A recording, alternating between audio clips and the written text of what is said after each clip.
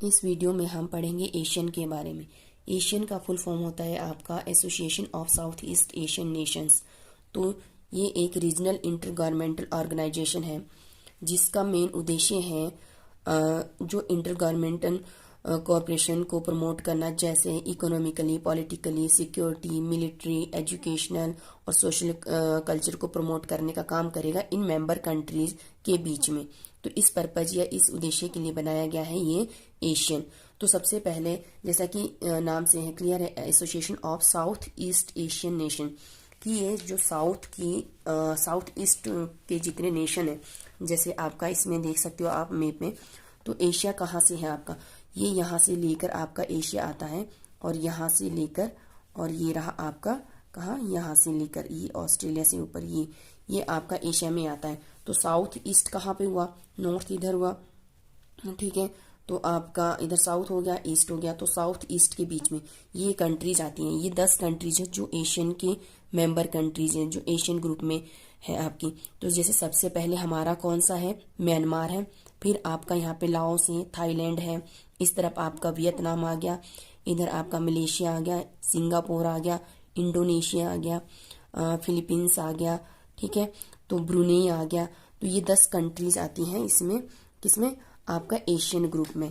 तो इन एशियन का हेडक्वार्टर कहाँ है आपका, एशियन का हेडक्वार्टर है आपका जकार्ता, जो कि कैपिटल है किसकी, इंडोनेशिया की, ठीक है। और इसका फाउंडेशन कब हुआ था, कब एस्टेब्लिश हुआ था ये ग्रुप आपका, तो ये हुआ था 8 अगस्त 1967 को, और कहाँ पे, सिंगापुर के अंदर, ठीक है। तो इनमें से कौन कौन कंट्रीज हैं उनके बारे में हम डिटेल से पढ़ेंगे।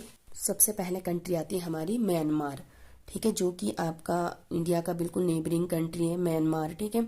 तो इसके बारे में, इन कंट्रीज के बारे में हम थोड़ा डिटेल से पढ़ेंगे ताकि इनमें से हमारे स्टैटिक जीके के डाउट क्लियर हो जाए, ठीक है। जैसे म्यांमार है, बिल्कुल आपकी जो नॉर्थ ईस्टर्न स्टेट है हमारे, उनके साथ लगता है आपका म्यांमार। म्यांमार की कैपिटल आपकी नाईपीडा या नाईपीडा, कुछ इस तरह से प्रोनाउंसिएशन करते हैं, और इसकी करेंसी है क्यात।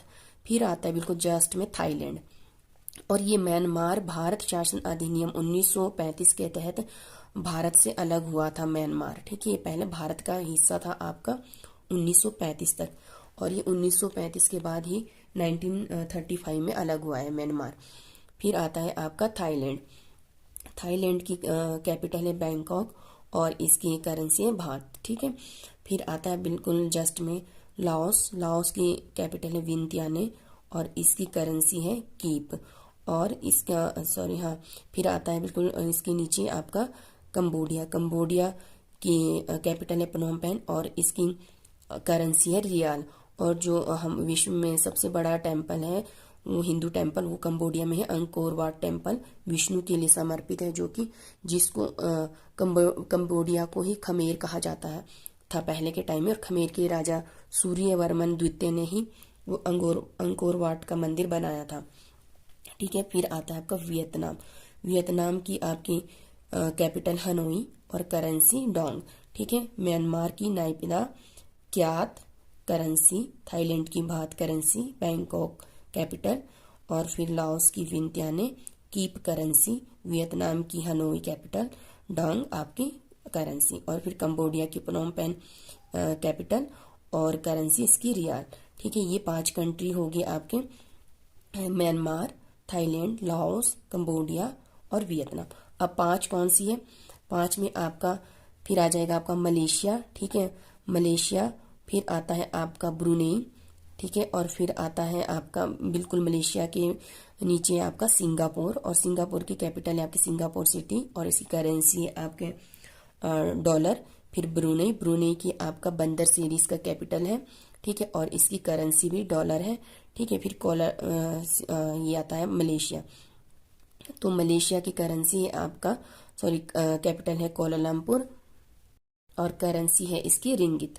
मलेशिया की कैपिटल कोलालमपुर, करेंसी रिंगित, ठीक है।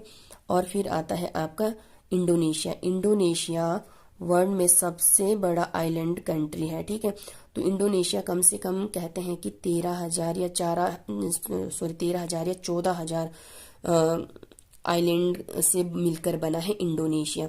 तो इंडोनेशिया की कैपिटल है आपका जकार्ता, और जकार्ता ही जो एशियन ग्रुप है उसका हेडक्वार्टर भी आपका जकार्ता में।